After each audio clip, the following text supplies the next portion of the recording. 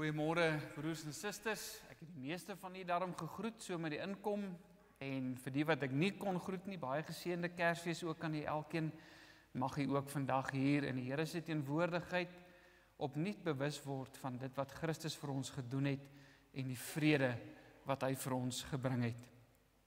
Kom ons raak stil voor die Here.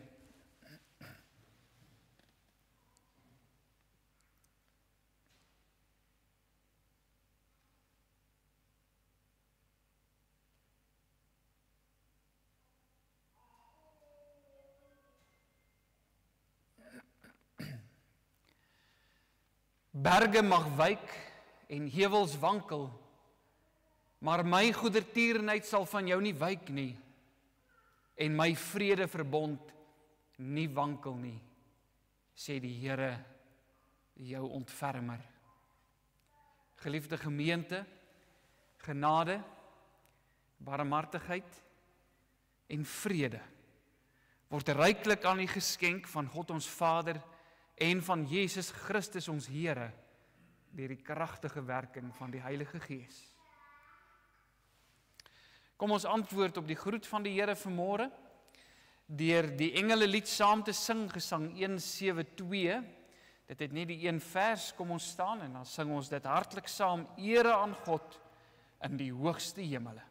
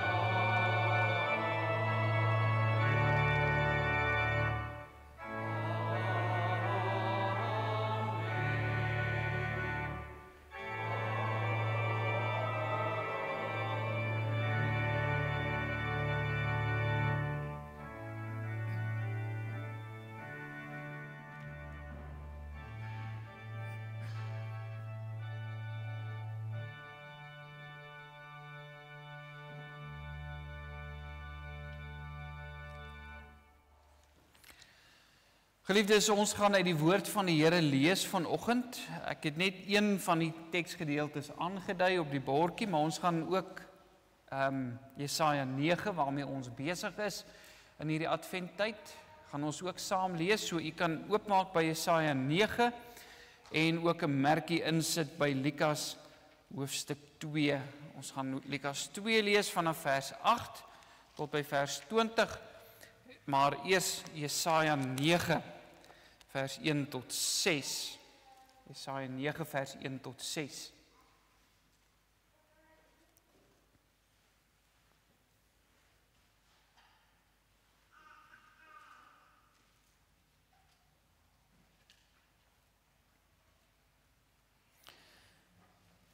Jesaja 9 vanaf vers 1. Die volk wat in duisternis wandel, het 'n groot lig gesien. Die wat woon in die land van die doodskaduwee, oor hulle het 'n lig geskyn. U het die nasie vermenigvuldig, hulle vreugde groot gemaak, hulle is vrolik voor u aangesig, soos iemand vrolik is in die oestyd, soos iemand juig as die buit verdeel word. Want die juk wat op hulle gedruk het en die stok wat hulle rug getref het, die roede van hulle drywer, het u verbreek soos op die dag van Midian. Want elke soldateskoen wat daar wegstap met gedreun en die kleed wat in bloed gerol is, dien tot verbranding, 'n prooi van die vuur. Want 'n kind is vir ons gebore, 'n seun is aan ons gegee, en die heerskappy is op sy skouer, en hy word genoem wonderbaar, Raadsman, sterke God, ewige Vader, Vredevors, tot vermeerdering van die heerskappy en tot vrede sonder einde, op die troon van Dawid en oor sy koninkryk, om dit te bevestig en dit te versterk, deur reg en deur geregtigheid, van nou af tot in ewigheid. Die ywer van die Here van die leerskare sal dit doen. En dan blaai ons na Lukas 2 toe, en ons lees saam vanaf vers 8. En daar was herders in dieselfde landstreek, wat in die oop veld gebly het, en in die nag oor hulle skape wag gehou het. En meteens staan daar 'n engel van die Here by hulle, en die heerlikheid van die Here het rondom hulle geskyn, en groot vrees het hulle oorweldig. En die engel sê vir hulle, moenie vrees nie, want kyk, ek bring julle 'n goeie tyding van groot blydskap, wat vir die hele volk sal wees. Dat vir julle vandag in die stad van Dawid gebore is, die saligmaker, wat Christus die Here is. En dit is vir julle die teken. Julle sal 'n kindjie vind wat in doeke toegedraai is en wat in die krib lê. En skielik was daar saam met die engel 'n menigte van die hemelse leerskare wat God prys en sê, eer aan God in die hoogste hemele en vrede op aarde, in die mense 'n welbehae. En toe die engele van hulle weggegaan het na die hemel, sê die herders vir mekaar, laat ons dan na Bethlehem gaan en hierdie ding sien wat gebeur het, wat die Here aan ons bekend gemaak het. En hulle het met haas gegaan en Maria en Josef gevind en die kindjie wat in die krib lê. En toe hulle dit gesien het, het hulle oral die woord bekend gemaak wat aan hulle van die kindjie vertel is. En almal wat dit gehoor het, was verwonderd oor wat deur die herders aan hulle vertel is. Maar Maria het al hierdie woorde bewaar en in haar hart oordink. En die herders het teruggegaan en God verheerlik en geprys oor alles wat hulle gehoor en gesien het, net soos aan hulle gesê is. Dit is die woord van die Here.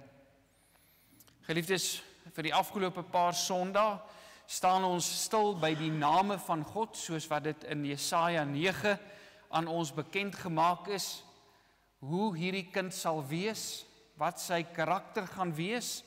Hy gaan wees wonderbaar, Raadsman, sterke God, ewige Vader, en dan Vredevors. Dis waarmee die name afgesluit word. Ek het wel vanmôre gekies om die hele gedeelte uit Jesaja 9 uit saam te lees, omdat daar baie weerklanke is van dit wat ons in Jesaja 9 hoor, in die beskrywing van die aankondiging van die geboorte van Christus, soos wat dit aan die herders gemaak is in Lukas 2. Ons lees dus hier van die Here Jesus, wat 'n vredevors sal wees, wie vrede gaan bring, wat geen einde sal hê nie. En dan lees ons ook hoe dat die engele sing ere aan God in die hoogste hemele en vrede op aarde in die mense 'n welbehae.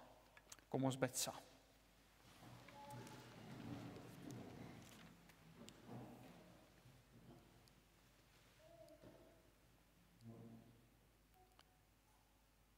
Here onse God, wanneer ons vanmôre voor U buig op hierdie heerlike, vreugdevolle dag, dan maak ons siele die Here groot. En is ons gees verheug in die God wat ons saligmaker is. Omdat U, Here, die nederige toestand van U diensmaagd en U diensknegt aangesien het. Ja, Here, want dit is nie net Maria wat salig genoem word nie. Omdat Jesus Christus ons Here en ons Verlosser, ons saligmaker is, daarom word ons ook salig genoem. Ja, Here, U wat magtig is, het groot dinge aan ons gedoen. Heilig is U naam. U barmhartigheid is van geslag tot geslag vir die wat U vrees. U het deur U armkragtige dade gedoen. U het hoogmoediges in die gedagtes van hulle hart verstrooi. Maghebbers het U van trone afgeruk en U het die nederiges verhoog. Hongeriges het U met goeie dinge vervul en die rykes met leë hande weggestuur. Here, U het U knegt Israel bygestaan, sodat ons aan U barmhartigheid kan dink, soos wat U dit gespreek het deur die eeue, aan Abraham en aan sy nageslag tot in ewigheid. Daarom wil ons vanmôre al die lof en al die eer en al die aanbidding aan U bring. Want U het ook aan ons gedink, hier aan die suidpunt van Afrika, sodat ons U woorde kan hoor, sodat ons die blye boodskap, die goeie tyding kan kry, wat eens op 'n tyd in die velde van Judea aan eenvoudige herders bekend gemaak is. Dankie dat dit ons ook opgewonde kan maak in hierdie dag. Here, gee dat hierdie woord ook vanmôre weerklank in ons harte en in ons lewens sal vind. In Jesus se naam. Amen.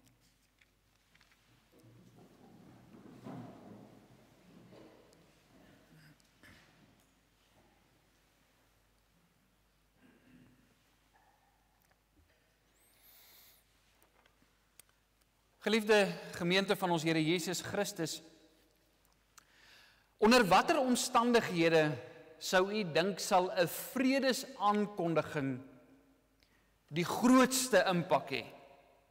Dink nou maar byvoorbeeld aan miskien 'n oorlog soos die Tweede Wêreldoorlog. Op watter tydstip van die oorlog sou 'n vredesaankondiging die mense die meeste geraak het? Iets gewees het waarna hulle regtig begeer het. Sou ons kon sê aan die begin van die oorlog, toe daar nog nie vreeslik lewensverlies was nie, toe daar nog nie groot skade en verwoesting was nie, as die aankondiging dan gekom het, sou dit impak gehad het? Of aan die einde van 'n uitgerekte konflik waar duisende lewens vernietig, families uitmekaar geskeur is, infrastruktuur aan flarde geskiet is? Dis nie moeilik vir ons om die vraag te antwoord nie. Dis in 'n sekere sin 'n retoriese vraag. Jy ken die antwoord. Niemand van ons sal stry dat die impak van 'n vredesaankondiging baie groter sal wees wanneer mense se behoefte daarna op die grootste is. Dit laat 'n mens wonder oor die aankondiging van Christus se geboorte. Want die tyd toe hierdie aankondiging gemaak is, staan bekend in die geskiedenis as die Pax Romana. Latyn vir die vrede van die Romeinse Ryk. Nou dit is 'n tydperk van so ongeveer 200 jaar wat ingelei is met keiser Augustus se oorwinning oor Marcus Antonius en Cleopatra in 31 voor Christus en wat geduur het min of meer tot met die dood van Marcus Aurelius in 180 na Christus. Dit was 'n goue tydperk vir die Romeinse Ryk gewees. Dit was 'n tydperk van relatiewe vrede en stabiliteit in die ryk. En omdat daar nie baie groot konflikte was nie, omdat daar vrede was in die ryk, het gemeenskappe ook ekonomies floreer. Dit was maklik vir hulle om handel te dryf, want die ryk was oralster met 'n goeie paaie-sisteem en paaie-netwerk aan mekaar verbind gewees. Die seeroetes was oop gewees, dit was maklik gewees om die handelswaarde van een punt tot by 'n ander punt in die wêreld te vervoer. Daar was sosiale en politieke stabiliteit gewees, ten minste solank as wat jy die gesag van die Romeinse Ryk erken het. Ja, selfs die Jode het, al was hulle onder die juk van die Romeinse Ryk, en al was daar 'n klomp van hulle wat nie tevrede was daarmee nie, soos Judas die Makkabeer wat later in opstand gekom het, en die Makkabeese opstand gelei het selfs die Jode relatief vrede gehad onder die Romeinse Ryk, en hulle is toegelaat, in baie van die provinsies is die verskillende bevolkingsgroepe toegelaat om eintlik oor hulle eie sake besluite te neem en in beheer te wees daarvan, selfs in die Jode se geval wat hulle godsdiens betref. En dit is midde in hierdie tyd dat die engele met hulle hemelse boodskap van vrede verskyn. En as jy mens dit lees en jy weet, dit is hoe dit die wêreldomstandighede in die tyd was, dan voel dit vir 'n mens so bietjie soos mosterd na die maal, nie waar nie? Of soos om vir iemand wat nou net 3 bakkies roomys gehad het, nog 'n bakkie roomys aan te bied en te vra, wat jy nie nog roomys hê nie. En dit laat 'n mens 'n bietjie wonder, waarom het God juis hierdie tydstip in die geskiedenis gekies om die aankondiging te maak, die grootste aankondiging van alle tye, die aankondiging dat die verlosser van die wêreld, die vredevors, gebore is. Die enigste sinvolle gevolgtrekking, soos wat dit ook uit die teksgedeeltes vir ons uitgewys is, of gewys sal word, is dat die vrede waarvan die engele sing, nie dieselfde was as dit wat daar tydens die Pax Romana geheers het nie. As die Here kom en sê, vrede vir julle, ek bring vir julle vrede, dan bied hy nie iets aan wat die mense reeds het nie. Hy bied iets aan wat hulle kort, ten spyte daarvan dat hulle dink hulle het vrede. Baie mense dink dat vrede bloot die afwesigheid van konflik, ekonomiese voorspoed en miskien politieke stabiliteit is. As jy vir iemand vra, gee vir my 'n definisie van vrede, sal dit waarskynlik wees wat mense vir jou gaan sê. Maar ware vrede is baie meer. Die diepste sin van vrede is om vrede met God te hê. Dis om met vrymoedigheid voor die Skepper van hemel en aarde te kan staan, ontbloot en gestroop van alles, en nie te vrees nie. Weet jy, broers en susters, jy kan hoe gelukkig wees in jou lewe, hoe voorspoedig wees, hoe kommervry wees. Jy kan die prettigste ou in die vertrek wees wat met almal oor die weg kom en almal se pel is. Maar die groot vraag is, het jy vrede met God? Is God jou vriend? Of is hy jou vyand? Christus se geboorte word aangekondig in 'n tyd toe daar relatief wêreldwyd vrede was, maar toe die mens se vyandskap met God ten hemele geskreeu het. In hierdie tyd word die vredevors gebore om vyande van God tot 'n lewe van verheerliking te bevry. Dit is dan ons tema vir vandag. Geliefdes, wanneer 'n mens gereeld deur die Bybel lees, en ek hoop jy het dit al gedoen, lees tog, as jy dit nog nie gedoen het nie, begin 'n bietjie, en jy weet, ons wonder baie keer, waar moet ek begin, en hoe moet ek Bybelstudie doen? Lees die Bybel van voor tot agterdeur, dis 'n baie goeie en effektiewe manier om Bybelstudie te doen. Maar as jy dit nou al gedoen het, en 'n bietjie opgelet het, soos wat jy deur die Bybel lees, dan sal jy agterkom dat daar baie beslis sekere groot temas is wat jy dwars deur die Bybel kry, op verskillende plekke en wat op verskillende maniere vir ons aangebied word. Een van daardie temas is die tema van lig en duisternis. Ek dink dit is moeilik vir my om dit vir u aan te dui nie, en ek gaan nou nie vanmôre moeite doen om met al die verskillende plekke in die Bybel vir u aan te dui nie, maar duisternis word reg deur die Bybel as 'n metafoor vir sonde en vir die oordeel van God gebruik. Terwyl lig aan die ander kant met God se teenwoordigheid, met verlossing, met oorwinning, met goddelike seën geassosieer is. En dis 'n tema of 'n motief wat ons ook hier in Lukas 2 aantref en in 'n sekere sin ook in Jesaja 9. Wanneer God kies om die aankondiging oor die geboorte van die vredevors te maak, dan is hierdie tema weer op die voorgrond. Ons lees dat die herders in die nag oor hulle skape wag gehou het en toe skielik deur die glans van die hemelse heerlikheid omring is. Lig in duisternis. Hierdie aankondiging het nie toevallig in die nag gebeur nie. Dit het nie gebeur omdat die engele na 'n lang reis uit die hemel uiteindelik op aarde aangekom het en toe hulle gekom het, toe is dit nag en toe sê hulle nou maar wat hulle moes sê en toe gaan hulle terug nie. Dit was doelbewus so gekies dat dit in die nag moes gebeur, want die nag sê iets. Die Here was besig om die profesie van Jesaja 9 in vervulling te laat gaan. Hoor hoe begin Jesaja sy profesie. Het dit u opgeval? Ek hoop dit het.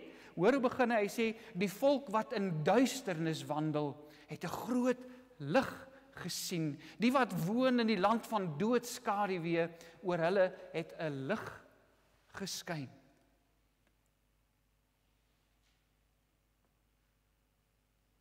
Ek hoop jy sien ook raak, broers en susters, dat as die Here vir ons sekere profeseë gee en sekere dinge sê in sy Bybel en in sy woord, dan het dit nie net altyd 'n geestelike betekenis nie. In 'n sekere sin verval ons in 'n soort geestelikheid wat nie die werklikheid in ag neem nie. Die Here werk met die werklikheid.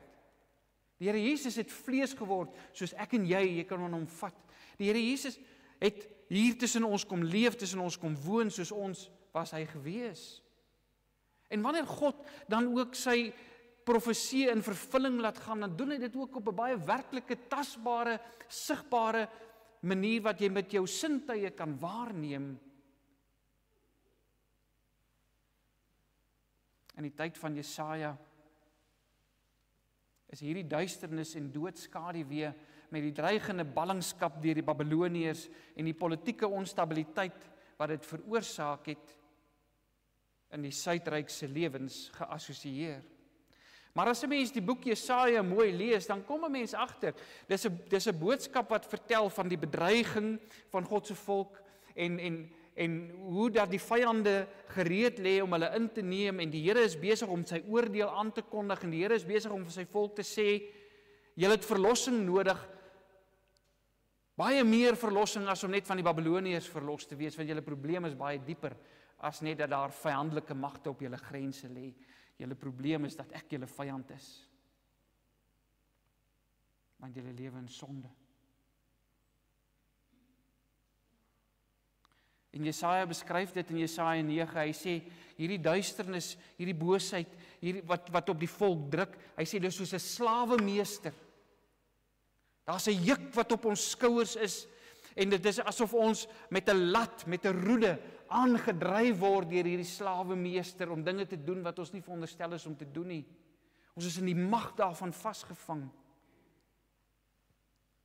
Die volk was ongehoorsaam en die bedreiging deur die Babiloniërs was bloot die gevolg daarvan. Hulle behoefte was nie net om uit die hand van die Babiloniërs verlos te word nie, maar uit die mag van die sonde en die dood. In 'n sekere sin was hulle behoefte om uit die hand van die lewende God verlos te word. Want hulle het bevryding van God se oordeel nodig gehad. Met hierdie aankondiging in Lukas 2 beklemtoon God op meer as een manier dat dit 'n boodskap is vir elkeen wat in duisternis verkeer. Dit wat die engele kom sê, is 'n boodskap vir mense wat in die nag lewe. Mense wat in duisternis vasgevang is. Hy doen dit eerstens deur die aankondiging in die nag te maak, maar hy beklemtoon dit op 'n tweede manier. Hy beklemtoon dit deur die mense wie hy uitkies om eers die boodskap te laat hoor. Die herders. Die herders in die velde van Bethlehem verteenwoordig in 'n sin die mensdom in sy sondige toestand. Die mensdom wat in duisternis verkeer. Want ons moet verstaan, broers en susters, dat die herders in die tyd van Jesus was nie hierdie romantiese figure soos wat dit baie keer aan ons voorgestel word nie. Wat met die skapies werk en die lammetjies in hulle arms hou nie. Hulle was nie baie eerbare mense gewees nie. Hulle het bykans geen sosiale status gehad nie. Hulle was gewoonlik baie arm gewees. Hulle is as onbetroubaar beskou. So onbetroubaar was hulle dat as jy 'n herder geroep het om 'n getuie in die hof te wees, aan die hof waarskynlik jou saak uitgegooi. En verder is hulle ook as onrein beskou, seremonieel onrein. Hulle was nie eintlik ouens wat sommer in die tempel kon ingaan nie. Hoekom? Want hulle het met diere gewerk. Hulle het die hele dag met diere gewerk wat geboorte gegee het, wat dood gegaan het. Alles dinge wat jou onrein gemaak het. Hulle moes gedurig agter weiding aantrek vir hulle vee. En dit het hulle dikwels in gebiede gebring wat vol heidene was. En hulle in kontak met die heidene gebring. En dit het hulle baie verdag gemaak in die oë van hulle mede-Jode. Ja, hulle was nou nie eintlik mense langs wie jy in die kerk sou wou sit nie. Wanneer God die geboorte van die verlosser aankondig, dan doen hy dit doelbewus op 'n manier wat die volk se nood en hulle behoefte na 'n verlosser beklemtoon. Daar was dalk vrede rondom hulle gewees, maar daar was nie vrede tussen God en mens nie. God was hulle vyand. En die herders se reaksie op dit wat gebeur, bevestig dit vir ons, wanneer hulle met hierdie hemelse heerlikheid, met God se teenwoordigheid gekonfronteer word, dan lees ons, en groot vrees het hulle oorweldig. Hulle was nie maar net skrikkerig, omdat hulle nie geweet het wat aan die gang was nie. Hulle het geweet wat aan die gang was. Hulle het geweet waarmee hulle te doen gehad het, en hulle het gevrees. Want was dit die dag van afrekening?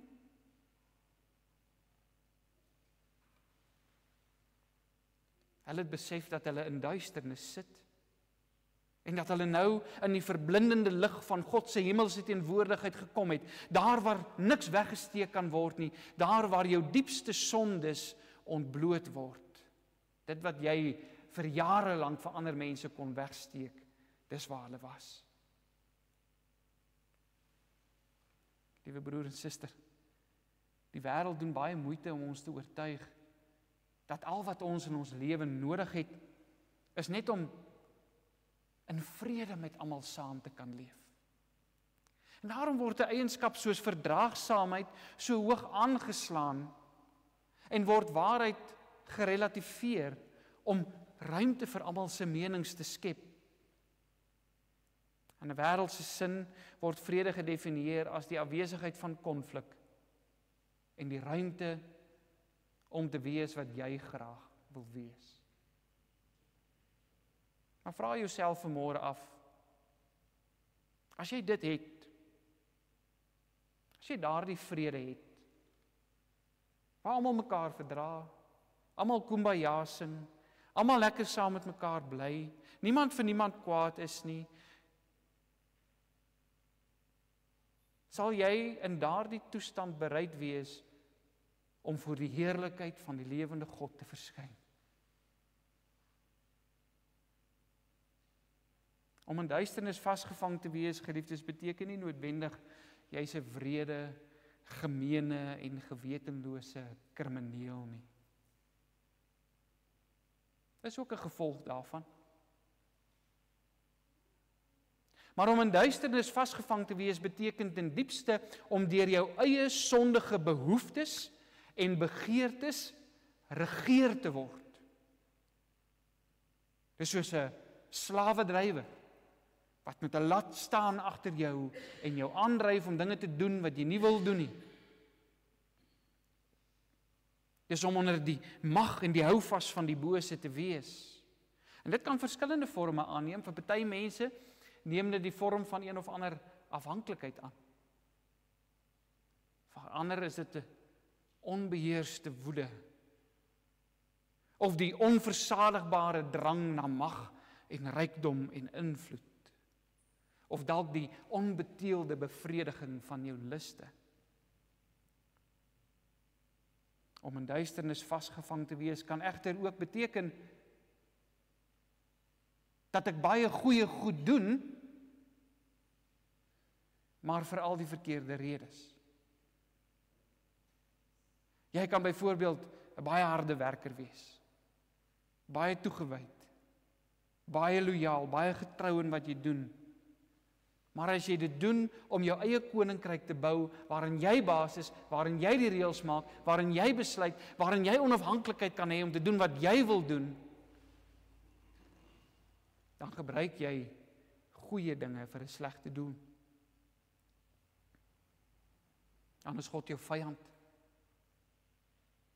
Want dan daag jy sy heerskappy oor jou lewe uit en jy sê vir hom, ek sal hier besluit. As jy alles vir jou gesin doen, as jy baie hard werk om vir jou gesin alles te gee wat hulle harte begeer, om hulle op luukse vakansies weg te kan neem, om hulle te kan bederf, om dit vir hulle lekker te maak, as dit vir jou so belangrik is, dat jy selfs bereid sal wees om te sê, vanoggend gaan ons nie kerk toe nie, want ek wil net 'n bietjie tyd saam met my gesin hê, dan gebruik jy goeie dinge om 'n afgod te dien. Jou gesin. Dan is God jou vyand. As baie mense wat nie steel nie en wat nie moord pleeg nie, want hulle wil nie graag tronk toe gaan nie. Maar hulle doen dit nie noodwendig omdat hulle aan God gehoorsaam wil wees nie. Hulle doen goeie goed, maar hulle motivering is nie so goed nie. En dit maak God jou vyand. Geliefdes, wat ons moet verstaan is dat die duisternis is groter as wat ons dink. Dis 'n donkerte wat jou insluk. Dis nie net 'n paar patetiese individue wat daardeur toegevou word nie. Dis nie net die slegtes in die samelewing, die herders, die lae klas mense wat hierdie boodskap nodig het nie. Ryk en arm, oud en jonk. Elkeen moet dit hoor. Dis 'n probleem waarmee die mensdom worstel. Daarom verklaar die engel in vers 10 dat sy boodskap is nie net vir die herders nie. Dis 'n boodskap wat vir die hele volk bedoel is, sê hy. Vir elkeen wat deur die duisternis ingesluk is, breek God se verlossingslig deur. Die vredevors is gebore.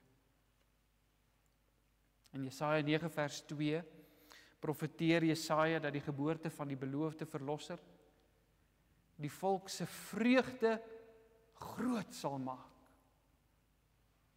En teen hierdie agtergrond maak die engel sy aankondiging in vers 10 as hy sê, moenie vrees nie, want kyk, ek bring julle 'n goeie tyding van groot blydskap, sê hy. Wat is die tyding? Dat vir julle vandag in die stad van Dawid gebore is, die saligmaker wat Christus die Here is. Jesaja het hierdie kind met sekere name beskryf, wonderbare raadsman, sterke God, ewige Vader, vredevors. En Lukas doen iets van dieselfde. Hy beskryf ook hierdie kind met name. Maar daar's 'n verskil tussen die name wat Lukas gee en die name waarmee Jesaja hierdie kind beskryf. Die name waarmee Jesaja die kind beskryf, was bedoel om iets van die karakter en nie noodwendig sy wese vir ons te beskryf nie. Maar wanneer Lukas name gee aan hierdie kind en die name bekend maak van hierdie kind, dan is hy besig om sy wese te beskryf. Wie hy is.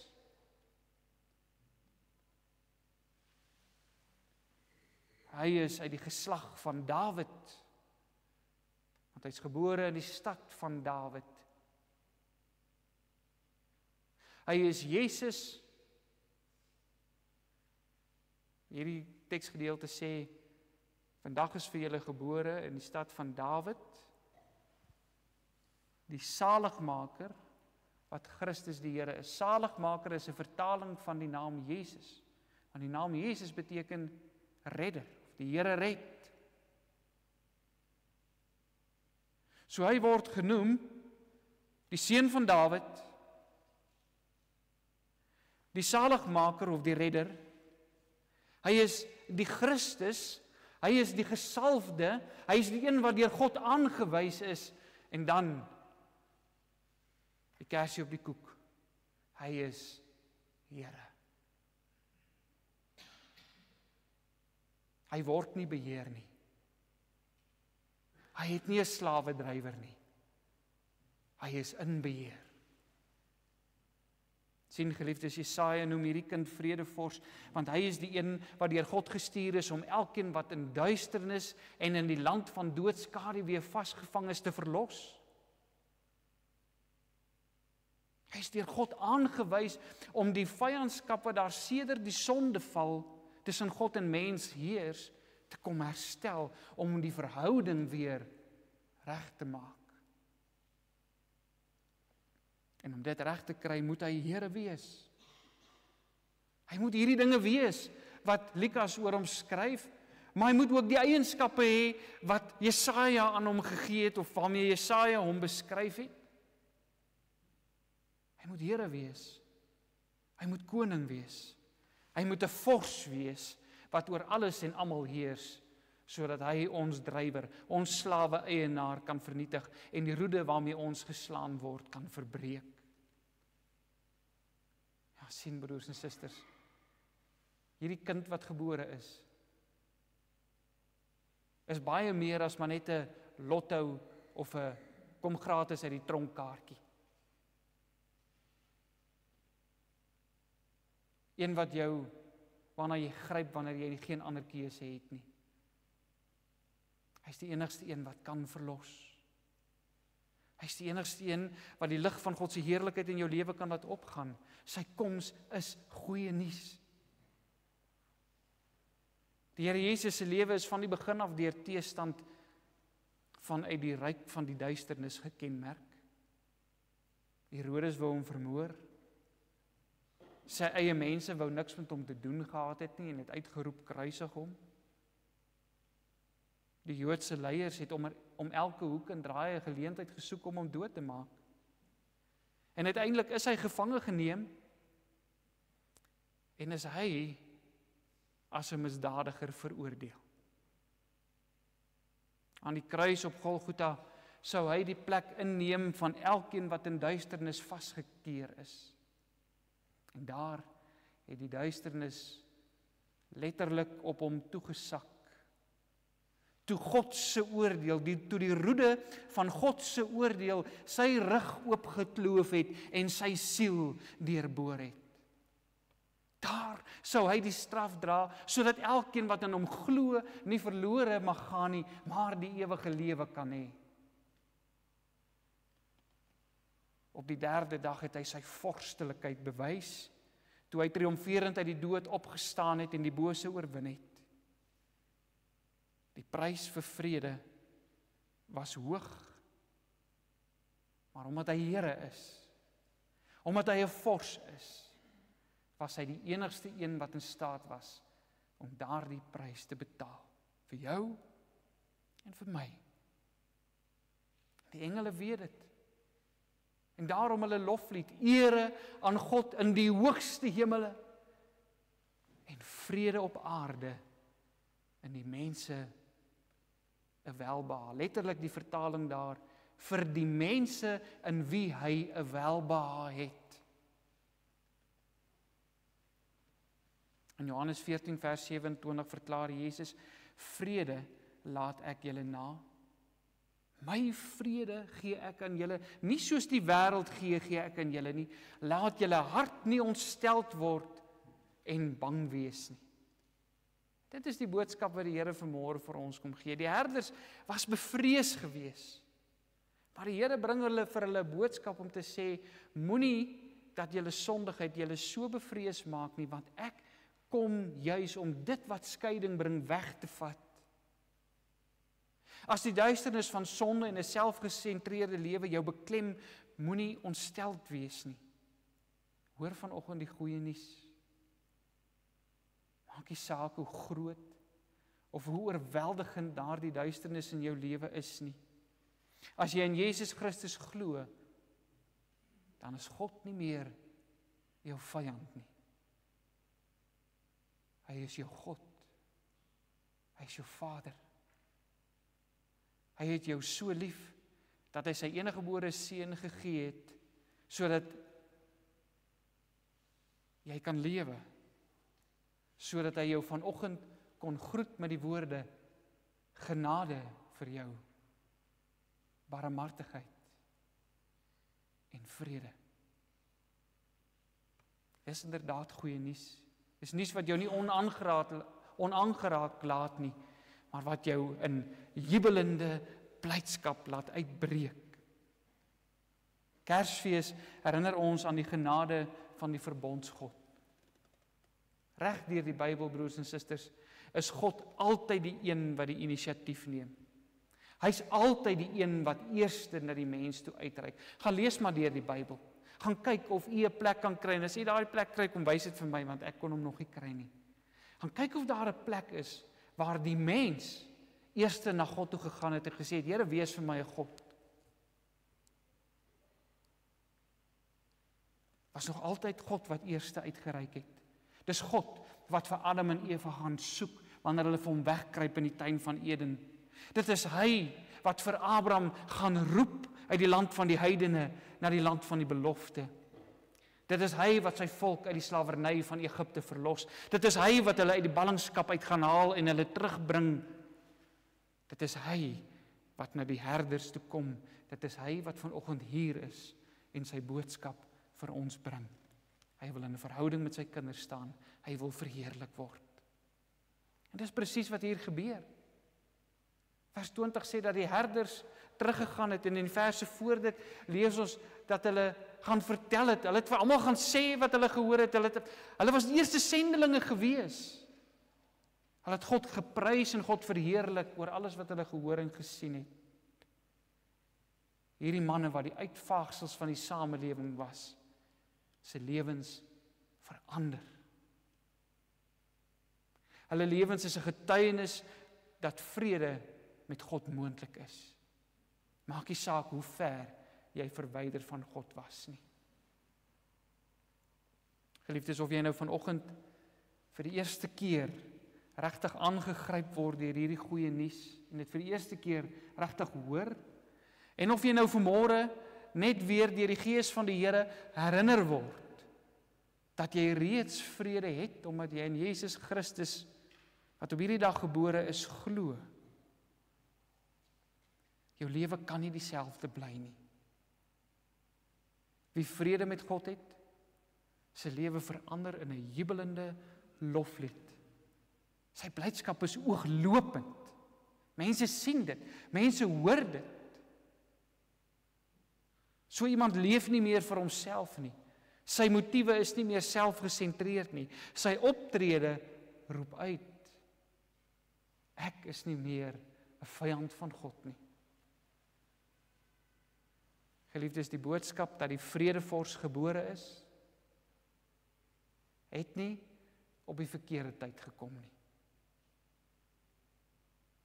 Selfs hulle wat oënskynlik vrede beleef, het hierdie vrede nodig. Ware vrede is om uit die duisternis van sonde en vyandskap verlos te wees. Ware vrede is om met God reg te wees. En hiervoor is Christus gebore. Hy is gebore as vredevors. Die Here, die gesalfde, die verlosser, wat die straf vir ons sondes op hom sou neem, sodat daardie vrede ons in mag wees, wat alle verstand te bowe gaan. Daardie vrede wat geen einde het nie. Mag hierdie boodskap ons opnuut aanspoor tot 'n lewe van vreugde en lofprysing wat uitroep: Ere aan God in die hoogste hemele, want ek het vrede, omdat hy in my 'n welbehae het. Amen. Kom ons bid saam.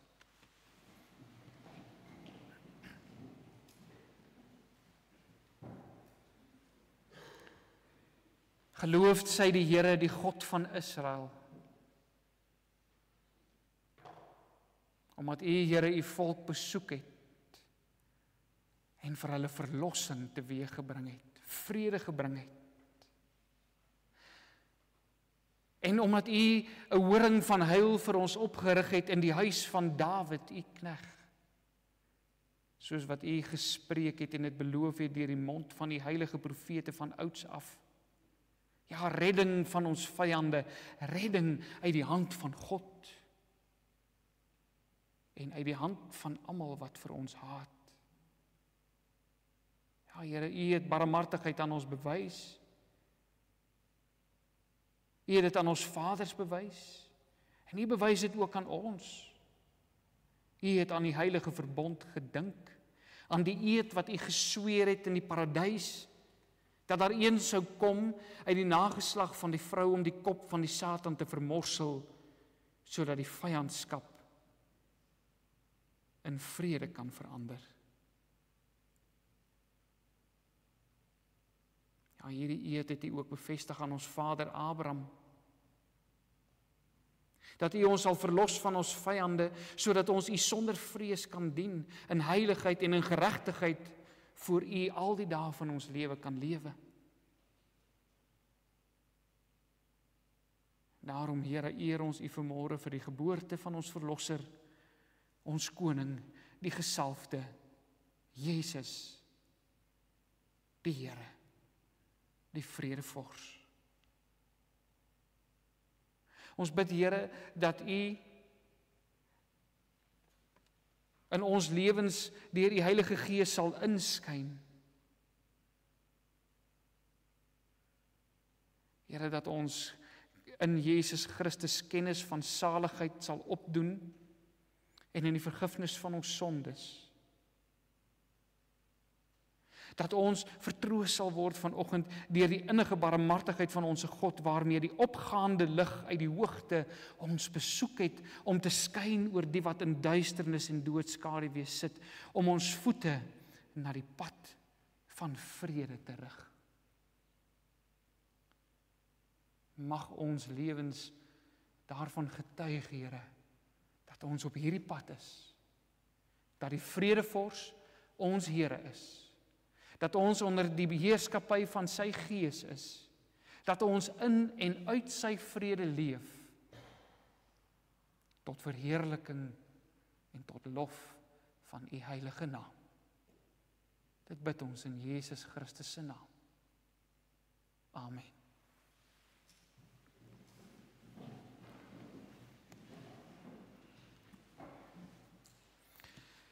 Geliefdes, kom ons antwoord op die prediking vanmôre deur Gesang 169 saam te sing. Herders op die oop velde. Nog 'n beruiming van die gedeelte waar ons saam gelees het vanoggend. Ons sing daarvan al 3 die verse as antwoord en daarna bly staan vir die uitspreek van die seën.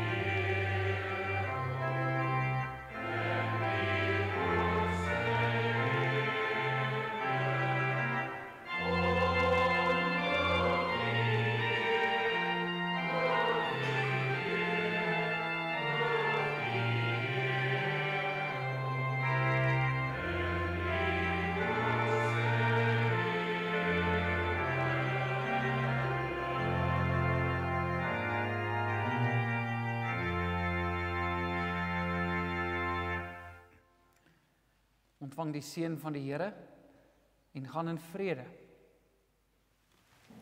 Die Here sal jou seën en jou behoed. Die Here sal sy aangesig oor jou laat skyn en jou genadig wees. Die Here sal sy aangesig oor jou verhef en hy sal aan jou vrede gee. Amen.